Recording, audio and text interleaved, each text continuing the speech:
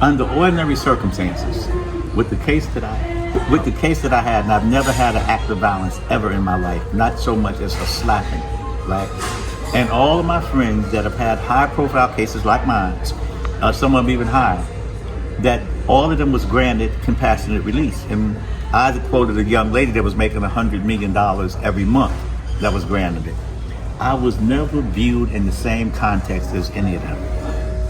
I was viewed in a completely different context. And what happens is a lot of times we lose sight of not how we're seen on this level, but how we may be seen on the highest levels. Right.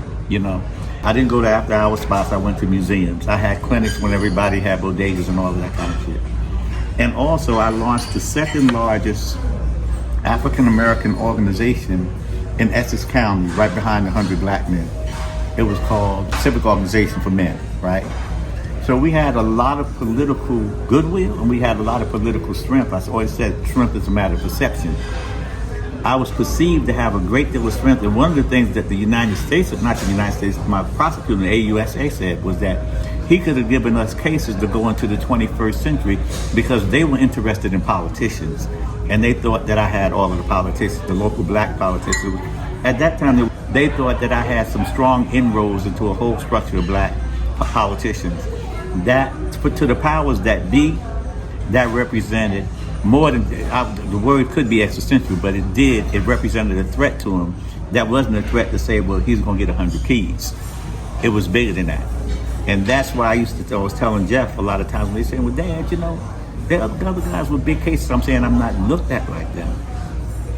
Add to that Isaac brought up a unique position on a case. You know, he brought up a position on a case that nobody in 36 years has saw or thought about. That's why I say Isaac is absolute, and I've told him this, he is absolutely brilliant, right? He approached that where they didn't have any alternative but to grant me, I don't want to use the word exoneration, but total relief, you know. So with that case would have opened doors for other people similarly situated. With that case going up there, and would it be with me and the way that I was viewed up top? Because in my FOIA stuff, they have me, Akbar Pray, as the head of the Black Muslims in New Jersey. You know, this is in the Freedom of Information and Privacy Act. I got it inadvertently, filing for some other stuff, and it just happened to be in the file. So this was a perfect storm in terms of like me and him.